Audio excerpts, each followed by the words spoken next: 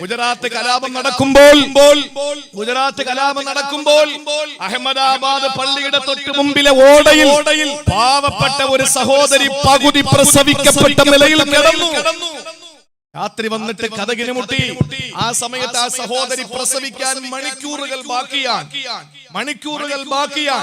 ആ സമയത്ത് കതകിന് മുട്ടിയപ്പോൾ പേടിച്ചു വിറച്ച് ഒരു റൂമിന്റെ ഉള്ളിലേക്ക് ഒളിച്ച് ആ പട്ടാളക്കാരും കാവിക്കാരും അതുപോലെ തന്നെ അവിടത്തെ ഭീകരവാദികളും ചവിട്ടി തുറന്നകത്ത് കയറിയിട്ട് ഇറങ്ങി ഓടിയ പാവപ്പെട്ട സഹോദരിയുടെ പിന്നാലെ പോയി. അവരും മാറി മാറി ബലാത്സംഗം ചെയ്ത് മണിക്കൂറുകൾ മാത്രം പ്രസവത്തിന് ബാക്കിയുള്ള ഒരു പെണ്ണിന്റെ ദുരവസ്ഥ ആലോചിച്ചു നോക്ക്. ആ പ്രിയപ്പെട്ട സഹോദരിയെ ക്രൂരമായിട്ട് ബലാത്സംഗം ചെയ്ത് നടു റോഡിലൂടെ വലിച്ചിഴച്ച് പിറ്റേന്ന് ജുമാ ദിവസത്തിന് പള്ളിയിലേക്ക് ആളുകൾ വരുമ്പോൾ അഹമ്മദാബാദ് പള്ളിയുടെ ഓടയിൽ പാതി പ്രസവിക്കപ്പെട്ട നിലയിൽ ആ പെങ്ങളുടെ ജനാസ കിടന്നു. എത്ര വർഷങ്ങൾക്ക് മുമ്പാ? ഇപ്പോഴും നടക്കുന്നില്ലേ? ഇപ്പൊ പെണ്ണുങ്ങളെ ബലാത്സംഗം ചെയ്തിട്ട് അവരുടെ കാമവെറി തീരാതെ വന്നപ്പോൾ ഉത്തർപ്രദേശിലെ യതീംഖാനകളിലെ കയറിയിട്ട് 13 വയസ്സിന് താഴെയുള്ള 5 വയസ്സിന് മുകളിലുള്ള പാവപ്പെട്ട ആൺകുട്ടികളെ പിടിച്ചു കൊണ്ടുപോയി പ്രകൃതി വിരുദ്ധ പീഡനങ്ങൾക്കിരയാക്കിയിട്ട് അവരുടെ രഹസ്യ അവയവങ്ങളിൽ നിന്ന് ബ്ലഡ് ഒലിച്ചുകൊണ്ടിരിക്കുകയാണ്. ഇതിന്റെ ഹബീബും നിങ്ങളുടെ ഹബീബും പറഞ്ഞതല്ലേ, ഇത് മൂന്നും നമ്മുടെ മുന്നിൽ പ്രത്യക്ഷപ്പെട്ട് കഴിഞ്ഞു. ഇനി 4ാമതൊരു ദുരന്തം വരാനുണ്ട്. അള്ളാഹുവിന്റെ റസൂല് പറഞ്ഞു, എന്റെ പൊന്നുമക്കളെ, അത് കണ്ണും കാതുമില്ലാത്തതാ. നബി തങ്ങളുടെ വാക്ക് ചിന്തിക്കണം. അത് കണ്ണും കാതുമില്ലാത്തതാ എന്ന് പറഞ്ഞാൽ വിവരണാതീതമാണ്, അചിന്തനീയമാണ്, അവാച്യമാണ്, അനിർവചനീയമാണ്. അതാർക്കും പറയാൻ കഴിയില്ല. അങ്ങനത്തെ ഭീകരമായ കലാപം ഇനി വരാൻ സാധ്യതയുണ്ട്. അല്ല, വരും. എന്റെ ഹബീബും നിങ്ങളുടെ ഹബീബ് അള്ളാഹുവിന്റെ റസൂല് പഠിപ്പിച്ച കാര്യമാണ്. എന്നിട്ട് നബി തങ്ങൾ പറയുകയാണ്, നിങ്ങൾ വിഷമിക്കണ്ട. നിങ്ങൾക്ക് അഭയസ്ഥാനം ഒരിടം ഉണ്ടാവൂല. നിങ്ങൾക്കൊരു അഭയം ഉണ്ടാവൂല. أيها الذين آمنوا لا تتخذوا عدوي وعدوكم أولياء. അല്ലാഹു പറയുന്നു, എന്റെയും നിങ്ങളുടെയും ശത്രുക്കളെ നിങ്ങൾ സംരക്ഷകരാക്കല്ലേ. ഒരുത്തനെയും വിശ്വസിക്കല്ലേ. എന്റെയും നിങ്ങളുടെയും ശത്രുക്കളെ നിങ്ങളെ സംരക്ഷകണം ഏർപ്പെടുത്തല്ലേ. അവരെ നിങ്ങളെ സംരക്ഷിക്കൂല. അവരൊരിക്കലും നിങ്ങളെ സംരക്ഷിക്കാൻ വരൂല. നമ്മുടെ വീടിന്റെ മുമ്പിൽ വന്നിട്ട് NRC പഠിപ്പിക്കാൻ വരുന്ന ഫാസിസ്റ്റുകളെ പടിയടച്ച് പിണ്ടം വെച്ചോ, അത് ഇബാദത്താണ്. നമ്മുടെ വീട്ടിന്റെ മുമ്പിൽ വരുന്ന ഹിന്ദുക്കൾക്ക് വെള്ളം കൊടുത്തോ, സംഭാരം കൊടുത്തോ, തൈര് കൊടുത്തോ, സാമ്പാർ കൂട്ടി ചോറ് കൊടുത്തോ, 3 ദിവസം നമ്മുടെ വീട്ടിലവർക്ക് പായ വിരിച്ചു കൊടുക്ക. നമ്മുടെ സഹോദരങ്ങളാ, നമ്മുടെ രക്തമാണവര്. ഇവിടത്തെ ഹിന്ദുക്കൾ നമ്മുടെ രക്തമാണ്. അവർക്ക് 3 ദിവസം നമ്മുടെ വീട്ടിൽ ഭക്ഷണം കൊടുത്ത് നിങ്ങൾ ആതിഥേയ മര്യാദ സ്വീകരിച്ചോ. പക്ഷെ ഒരു RSS കാരനെ വീട്ടിൽ കേറ്റരുത്, ഒരു BJP കാരനെ വീട്ടിൽ കേറ്റരുത്. ഇത് അല്ലാഹുവിന്റെ ഖുർആനിന്റെ സമീപനമാണ്.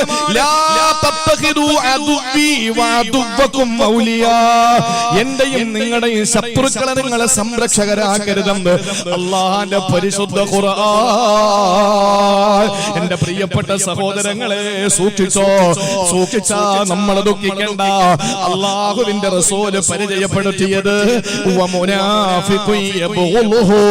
രണ്ടാമത്തെ ശത്രു നിന്നോട് ദേഷ്യമുള്ള മുനാഫിഖാണ്. നമ്മൾ നോക്കുമ്പോ മുസ്ലിം പേരാണ്.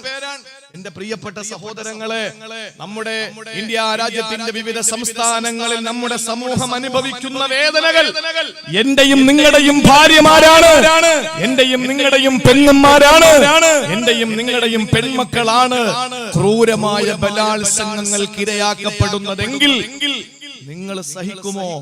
ഞാൻ സഹിക്കുമോ? ഇതങ്ങ് ആസാമിലായതുകൊണ്ട്, കാശ്മീരിലായതുകൊണ്ട്, UP-യിലായതുകൊണ്ട് അവര് നമ്മുടെ സഹോദരങ്ങളല്ലാതാകുമോ? ഈ ലൈറ്റ് കണ്ടില്ലേ? ഈ ലൈറ്റിൽ നിന്ന് അടുത്ത ലൈറ്റിലേക്ക്, അവിടെ നിന്ന് അടുത്ത ലൈറ്റിലേക്ക്, ഇവിടെ ഈ വയറിന്റെ ഏതെങ്കിലും ഒരു ഭാഗം ഒന്ന് കട്ട് ചെയ്താൽ ഇവിടത്തെ ഒരു ലൈറ്റും പിന്നെ കത്തൂല. എന്തുകൊണ്ടാണ്? നമുക്ക് കാണാൻ കഴിയാതെ ഈ ലൈറ്റിൽ നിന്ന് അടുത്ത ലൈറ്റിലേക്കുള്ള ഒരു വിദ്യുത് ശക്തിയുടെ പ്രവാഹമുണ്ട്. ആ ഒരു പ്രവാഹമാണ് ഈ ലൈറ്റുകളെ കത്തിക്കുന്നത്. എന്റെയും നിങ്ങളുടെയും ഇടയിൽ ഒരു പരിശുദ്ധ തൗഹീദ് എന്ന ഈമാൻ എന്ന് പറയുന്ന നമുക്ക് കാണാൻ കഴിയാത്ത ഒരു പ്രവാഹം ഇങ്ങനെ ഓടുകയാ. അതുകൊണ്ടാണ് നിങ്ങൾക്ക് വരുന്ന വിഷമം എന്റെ വിഷമമാകുന്നത്. കാശ്മീരിലെ നമ്മുടെ സഹോദരങ്ങൾ, നമ്മുടെ പ്രിയപ്പെട്ടവർ അനുഭവിക്കുന്ന വിഷമങ്ങൾ നമുക്ക് വിഷമമായില്ലെങ്കിൽ നമ്മൾ മോമിനീങ്ങളല്ല.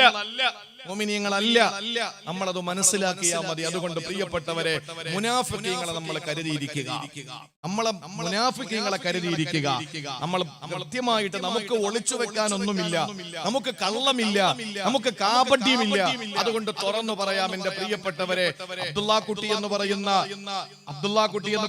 പറയുന്നതിന് ചില ആളുകൾക്ക് വിഷമമുണ്ട് ആ പേര് പറയുന്നതിൽ. ഞാൻ ചില ഭാഗങ്ങളിൽ, ചില സ്ഥലങ്ങളിൽ, കൊല്ലം ജില്ലയിലെ തന്നെ കണ്ണനല്ലൂരിൽ ഞാൻ ഒരു പ്രക്ഷോഭ പരിപാടിയിൽ പങ്കെടുത്ത് സംസാരിക്കുമ്പോൾ ഞാൻ അദ്ദേഹത്തിന് കൊടുത്ത പേര് അബ്ദുള്ളാക്കുട്ടി എന്നല്ല, ദേവദാസക്കുട്ടി എന്നാണ്. അബ്ദ് എന്ന് പറഞ്ഞാൽ ദാസൻ, അല്ലാ എന്ന് പറഞ്ഞാൽ ദേവൻ. അപ്പോ അബ്ദുള്ള എന്നതിന് പകരം നബി തങ്ങളുടെ വാപ്പാന്റെ പേരാണല്ലോ. മാത്രമല്ല അള്ളാഹു ഏറ്റവും കൂടുതൽ ഇഷ്ടപ്പെടുന്ന പേര് അബ്ദുള്ള ആണ് എന്ന് നബി മുഹമ്മദ് മുസ്തഫ. ഈ ആകാശത്തിന്റെ ചുവട്ടിലെ ഭൂമിയുടെ മുകളിൽ അള്ളാഹ് ഏറ്റവും കൂടുതൽ ഇഷ്ടപ്പെടുന്ന പേര് അബ്ദുള്ള. സെക്കൻഡ് അബ്ദുറഹ്മാൻ. അവന്റെ പേരിനോട് അബ്ദ് ചേർത്ത് വിളിക്കുന്നതിനാണ് അള്ളാഹുവിന് ഏറ്റവും ഇഷ്ടമെന്ന് ഹബീബായ നബി മുഹമ്മദ് മുസ്തഫ. ആ അബ്ദുള്ള കുട്ടി അല്ലെങ്കിൽ ദേവദാസ കുട്ടി അല്ലെങ്കിൽ ദേശീയ മുസ്ലിം, അതാ നമുക്ക് ഇവിടെ യോജിക്കുന്നത്. അദ്ദേഹത്തിന്റെ പ്രഭാഷണം കേൾക്കുമ്പോ സങ്കടം തോന്നുകയാണ്. ഈ ദേശീയ മുസ്ലിം ചിന്തിക്കുന്നുണ്ടോ അയാൾക്ക് ഇവിടെ കഴിയാൻ പറ്റുമെന്ന്? ഒരിക്കലുമില്ല. ഇനി സമയമുണ്ട്.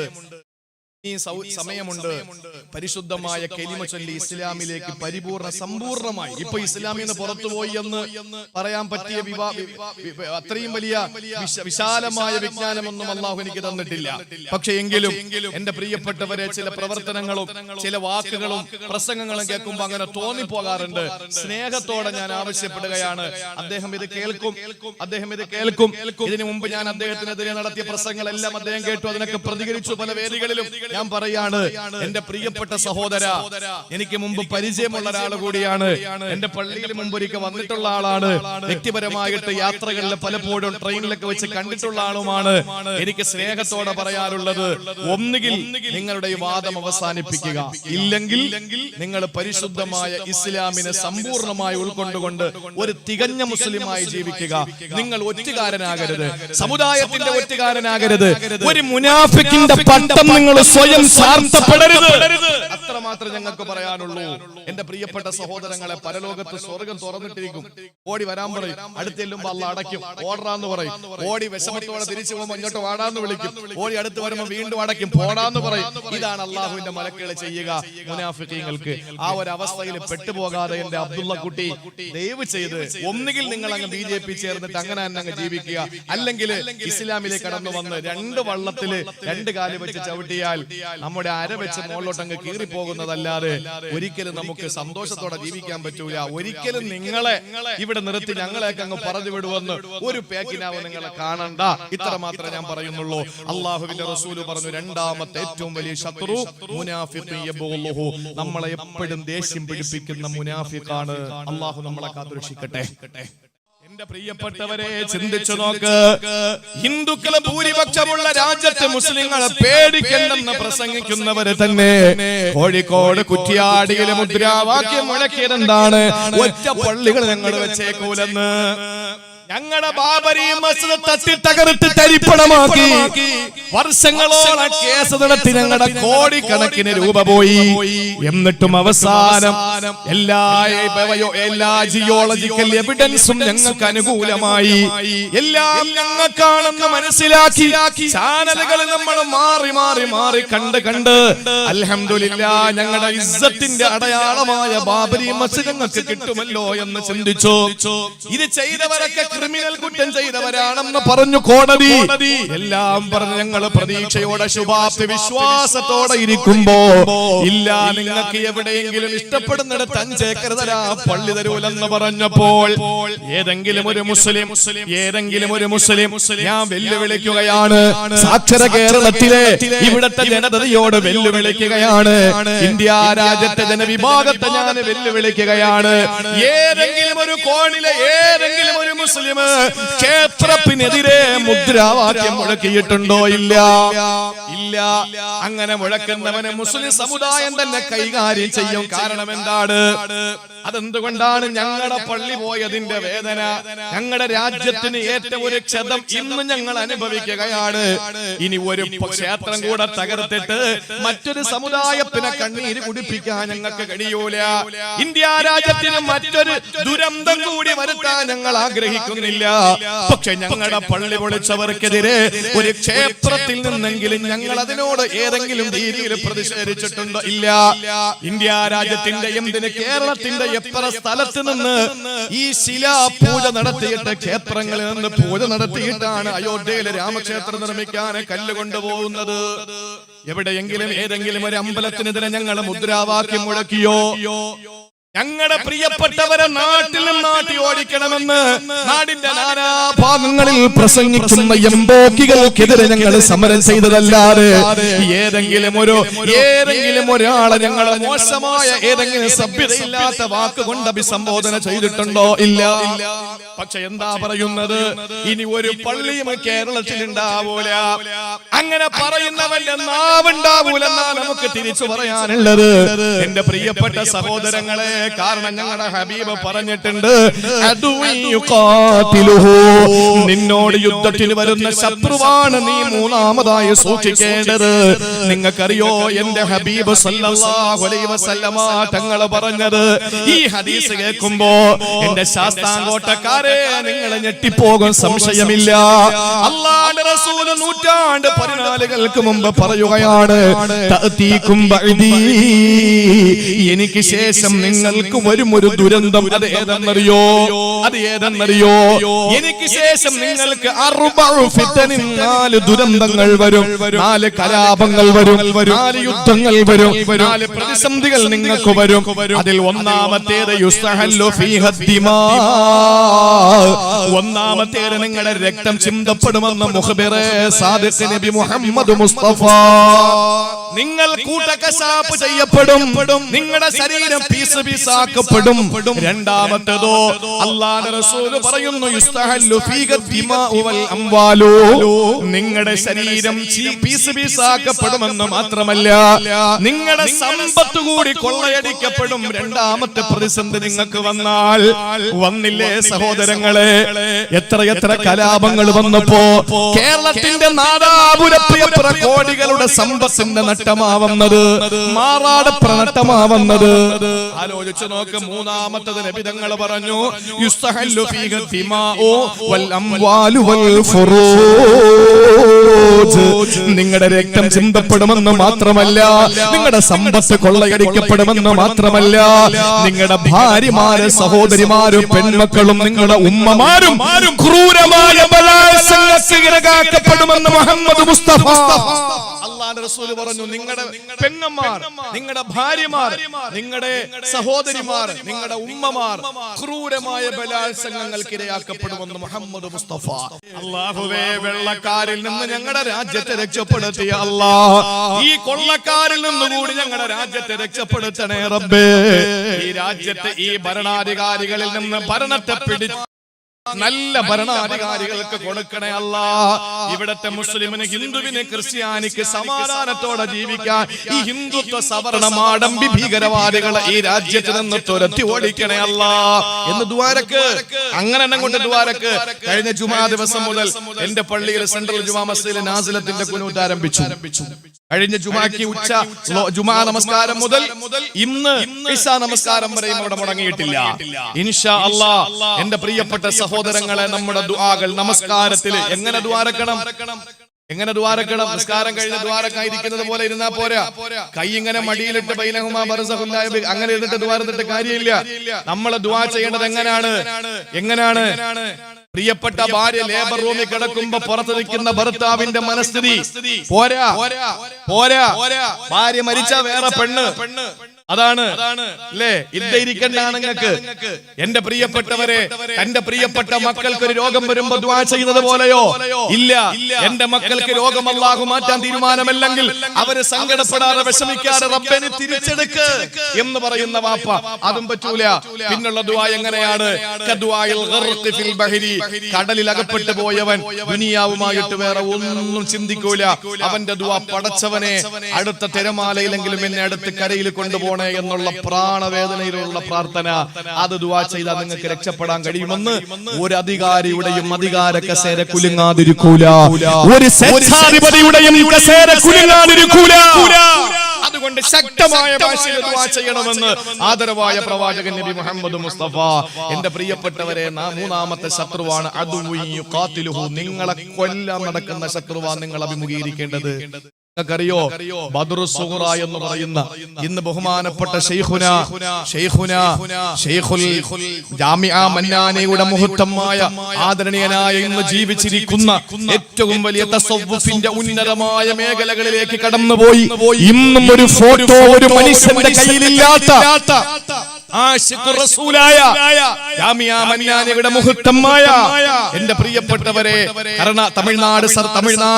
തമിഴ്നാട് സ്റ്റേറ്റിന്റെയും കേരള സ്റ്റേറ്റിന്റെയും 10,000 ആളുകൾ കാശാ കേന്ദ്രമായ ആദരണീയനായ ശൈഖുനാ എ.ടി. മമ്മിക്കുട്ടി ഹളറത്ത് മഹാനവറുകൾ, എന്റെ പ്രിയപ്പെട്ടവരെ, ആറ്റാശ്ശേരി അതിരാമ്പട്ടണം ഉസ്താദ് എന്നൊക്കെ ഞങ്ങൾ വിളിക്കുന്ന ബഹുമാനപ്പെട്ട ഉസ്താദ് അവറുകൾ ഇന്നൊരു 5 മിനിറ്റുള്ള ഒരു വോയിസ് പുറത്തു വിട്ടിട്ടുണ്ട്. നിങ്ങളത് കേൾക്കണം.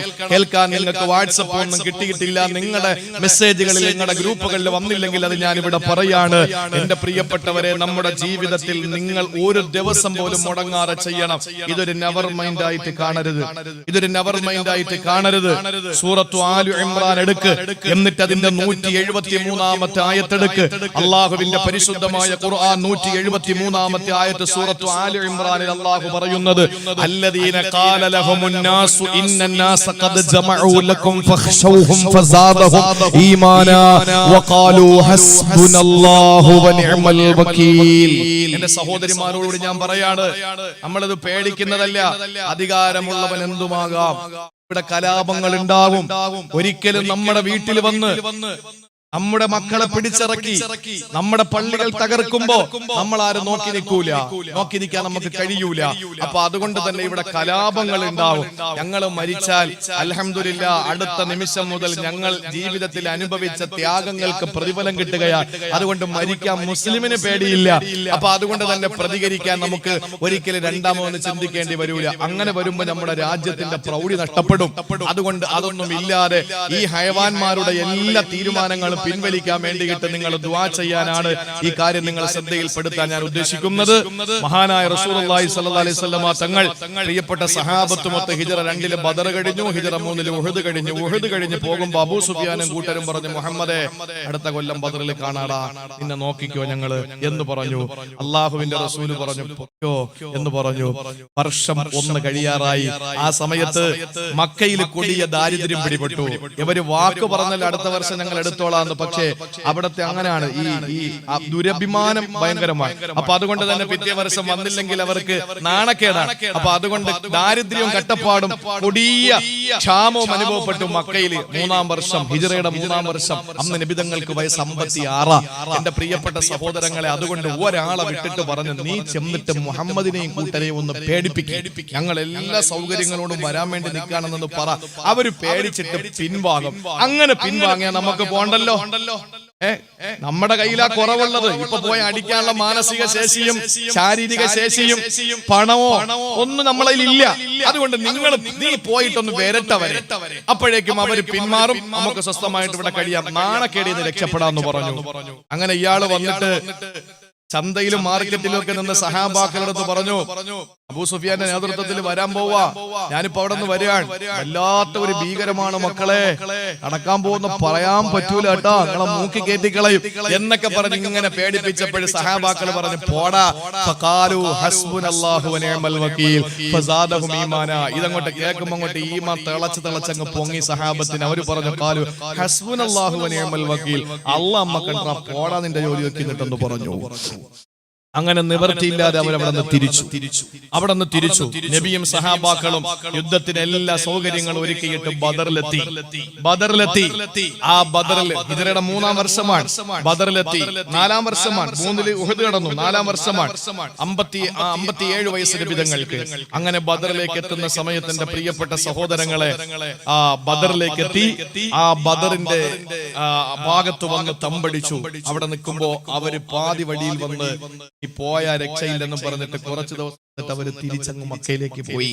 നബിതങ്ങളും സഹാബാക്കളും 8 ദിവസത്തോളം അവിടെ കഴിഞ്ഞു എന്നാണ് പറയപ്പെടുന്നത്. അഭിപ്രായ വ്യത്യാസം എണ്ണങ്ങളിലുണ്ടെങ്കിൽ പോലും അവിടെ കഴിഞ്ഞ് കൊണ്ടുപോയ സാധനങ്ങളൊക്കെ അവിടെ കച്ചവടം ചെയ്ത് യാത്രക്കാർക്കും വഴിയെ പോകുന്ന കാഫിലകൾക്കൊക്കെ യാത്രക്കാർക്കൊക്കെ കച്ചവടം ചെയ്ത് നല്ല പണം ഉണ്ടാക്കിയിട്ട് തിരിച്ച് നബിതങ്ങൾ വന്നു. അതാണ് ഒരു വിപത്തും അവർക്ക് വന്നില്ല. അള്ളാഹുവിന്റെ ഹബീബ് നല്ല ലാഭം ഉണ്ടാക്കിക്കൊണ്ട് മടങ്ങിപ്പോയി. ഇതാണ് ഈ സൂറയിൽ ഈ ആയത്തുകളിൽ പറയുന്നത്. ഇതിന് പറയുന്ന പേരാണ് ബദർ സുഗ്റ. അതുകൊണ്ട് തന്നെ എന്റെ പ്രിയപ്പെട്ടവരെ, മശായിഖുമാരിൽ നിന്ന് ഇജാസത്ത് കിട്ടിയത്, പ്രത്യേകിച്ച് അബുൽ ഹസൻ ഷാദുലി റളിയല്ലാഹു അൻഹു അടക്കമുള്ള മഹാന്മാരിൽ നിന്ന് പിന്നെ അവരുടെ ഇജാസത്തായി കിട്ടിയ ഒരു കാര്യമാണ് അള്ളാഹുവിന്റെ ഹബീബിന്റെ പ്രിയപ്പെട്ട ആഷിഖായ നമ്മുടെ ബഹുമാനപ്പെട്ട ഉസ്താദ് അവറുകൾ ഇന്നോ ഇന്നലെയൊക്കെ വോയിസ് ഇട്ടിട്ടുണ്ട്. എന്റെ പ്രിയപ്പെട്ടവരെ എല്ലാവരും ശ്രദ്ധയോടെ കേട്ടോളി. ഒരു ഫാത്തിഹ അഷ്റഫുൽ ഖൽഖിന്റെ പേരിൽ ഓതുക, മറക്കരുത്. ഇത് പ്രത്യേകം ഒന്ന് ഓർത്തോളി. ഇലാ ഹളറത്തി റൂഹി നബിയിന മുഹമ്മദിൻ സ്വല്ലല്ലാഹു അലൈഹി വസല്ലം എന്ന് പറഞ്ഞിട്ടൊരു ഫാത്തിഹ ഓതി നബി തങ്ങൾക്ക് ഹദിയ ചെയ്യുക. രണ്ടാമതൊരു ഫാത്തിഹ നമ്മുടെ മാതാപിതാക്കൾ, നമ്മുടെ മശായിഖുമാര്, പ്രത്യേകിച്ച് അസ്ഹാബുൽ ബദറിന് അവർക്ക് വേണ്ടിയിട്ട് നമ്മൾ ഹദിയ ചെയ്തൊരു ഫാത്തിഹ കൂടി ഓതുക. മൂന്നാമത് അബുൽ ഹസൻ ഷാദുലി തങ്ങൾക്ക് വേണ്ടി ഒരു ഫാത്തിഹ ഓതുക. മറന്നു പോകുന്നവർ അത് മറന്നുപോയാൽ ഇനി പറയുന്നത് മറക്കാതിരിക്കുക. എന്നിട്ട് നിങ്ങൾ ഈ ആയത്ത് ഓതുക. ഏതാ? മഹത്തായ സൂറത്ത് ആലി ഇംറാന്റെ ഈ ആയത്ത്. അല്ലദീന ഖാല ലഹും 173 ആണ്, മറക്കരുത്. ആലി ഇംറാൻ 173. അല്ലദീന ഖാല ലഹുമുൻ നാസ് ഇന്നന്നാസ ഖദ് ജമഉ ലക്കും ഫഖ്ശൗഹും ഫസാദഹും ഈമാനാ വഖാലു ഹസ്ബുനല്ലാഹു വനിഅമൽ വകീൽ. അവിടെ നിർത്തുക. ഖുർആൻ മടക്കി വെക്കുക. 450 പ്രാവശ്യം 450 പ്രാവശ്യം ഹസ്ബുനല്ലാഹു വനിഅമൽ വകീൽ, ഹസ്ബുനല്ലാഹു വനിഅമൽ വകീൽ, ഹസ്ബുനല്ലാഹു വനിഅമൽ വകീൽ എന്ന 450 പൂർത്തിയാക്കുമ്പോൾ ഖുർആൻ ശരീഫ് വീണ്ടും എടുക്കണം. അതിന്റെ അടുത്ത ആയത്ത് ഫൻഖലബു ബിനിഅമത്തിൻ മിനല്ലാഹി വഫളലിൻ ലം യംസസുഹും സൂഉൻ വത്തബഉ റിളവാനല്ലാഹി വല്ലാഹു ദു ഫളലിൻ അളീം എന്ന് പറയുന്ന ആയത്ത് 3 പ്രാവശ്യം ഓതി അവസാനിപ്പിക്കുക. എല്ലാ ദിവസവും മുടങ്ങാതെ ഒരു വട്ടം. നമുക്ക് കുറച്ച് സമയമേ വേണ്ടി വരുള്ളൂ. കഴിയുന്നവർ എല്ലാ ദിവസവും ചെയ്യുക. നമ്മുടെ ജീവിതത്തിൽ ഇൻഷാ അല്ലാഹ് ഇത് പതിവാക്കുക. അത് ഇതിനു വേണ്ടിയിട്ടല്ല, ഏത് കാര്യങ്ങൾക്കും. മഅദനി ഉസ്താദ് എന്റെ ഉമ്മയെ സർജറി ചെയ്യാൻ വേണ്ടിയിട്ട് ഹോസ്പിറ്റലിൽ കയറ്റുമ്പോ, ശ്രീചിത്ര മെഡിക്കൽ കോളേജിൽ ഓപ്പറേഷന് കയറ്റുമ്പോ മഅദനി ഉസ്താദ് എന്നോട് വിളിച്ചിട്ട് ഇത് ഓതാൻ പറഞ്ഞു. ഞാൻ ഓതി തീരുമ്പോഴേക്കും ഓപ്പറേഷൻ സക്സസ് ആയി, പരിപൂർണ്ണ വിജയം, അൽഹംദുലില്ലാഹ്. ഇതൊക്കെ നമ്മൾ അനുഭവിക്കുന്ന ഏത് പ്രയാസങ്ങൾക്കും ഇത് നല്ലതാണ്. കച്ചവടം നടക്കുന്നില്ലെങ്കിൽ നിയത്താക്കി ഓതിക്കൊല്ലാം എന്ന് പറഞ്ഞാൽ പാപങ്ങൾ വരൂല, വിഷമങ്ങൾ വരൂല, പീഡനങ്ങൾ വരൂല, എന്തും നമുക്ക് രക്ഷപ്പെടാനുള്ള. ഇതൊക്കെ ഖുർആനിലുണ്ട് സഹോദരങ്ങളെ. ഖുർആൻ നെഞ്ചോടങ്ങ് ചേർത്ത് വെച്ചാൽ മതി. ഇതൊക്കെ കളഞ്ഞിട്ട് അപ്പുറത്ത് തട്ടിപ്പോയിട്ട് നിങ്ങളൊന്നും അനുഭവിക്കുന്നില്ല എന്ന് പറയുന്ന എംബോക്കികളെ കാണുമ്പോൾ നമുക്ക് പുച്ഛം തോന്നൂലേ? അതുകൊണ്ട് പ്രിയപ്പെട്ട സഹോദരങ്ങളെ, ഇത് കൃത്യമായി നിങ്ങൾ ഓതിക്കോളി. അള്ളാഹു നമ്മളെ എല്ലാ വിപത്തിൽ നിന്ന് കാത്തുരക്ഷിക്കട്ടെ. നമുക്ക് വേറെ ഒന്നും വേണ്ട. അവര് എന്നെ ഭരിച്ചോട്ടെ. നിങ്ങൾ എന്നെ ഇരിലായോമിൽ ഖിയാമ ഭരിച്ചോളി. നിങ്ങൾ എന്നെ ആഭ്യന്തരമന്ത്രി, നിങ്ങൾ എന്നെ പ്രധാനമന്ത്രി. തട്ടിപ്പിൽ നിങ്ങൾ വന്നല്ലേ? തട്ടിപ്പിൽ വന്നതല്ലേ? ഇപ്പൊ ബാലറ്റ് പേപ്പർ ഇട്ട് നിങ്ങൾക്ക് വോട്ട് ചോദിക്കാൻ പറ്റുമോ? 4 പേരെ കിട്ടൂലല്ലോ. സ്വന്തം ഭാര്യമാർ ആർക്കും ഇല്ലല്ലോ. ഉണ്ടെങ്കിൽ തന്നെ അവരെ പോലും കിട്ടൂല. നിങ്ങൾക്ക് അവരുടെ വോട്ട് പോലും കിട്ടൂല. ഇത് തട്ടിപ്പിൽ കോടികൾ മുടക്കിയിട്ട് നമ്മൾ ഗൗരവത്തിൽ മനസ്സിലാക്കണം. നമ്മുടെ സമരം ഇനി ഈ NRCയും MPRും അതുപോലെ CAA-ക്കെതിരെ മാത്രമല്ല, നമ്മുടെ സമരം ഇനി ഒന്നുകൂടി നമ്മൾ മുന്നോട്ട് വെക്കണം. ബാലറ്റ് പേപ്പറിലെ ബാലറ്റ് പെട്ടിയിലിടുന്ന ഇലക്ഷനായി മാറണം. ഈ മെഷീൻ സംവിധാനം മാറ്റണം. ഇല്ലെങ്കിൽ എത്ര കാലം കഴിഞ്ഞാലും ഭീകരമായ നിലയിൽ ഭൂരിപക്ഷത്തോടും മൃഗീയ ഭൂരിപക്ഷത്തോടെ അവർ വീണ്ടും വരും, സംശയമില്ല. നമുക്ക് വേണ്ടത് മുസ്ലിം സമുദായത്തിന്റെ വിജയമല്ല, ഇന്ത്യയുടെ വിജയമാണ്. അത് മുസ്ലിമിന്റെ വിജയം കൂടെ തന്നെയാണ്. അള്ളാഹു നമുക്ക് നിലനിർത്തി തരട്ടെ.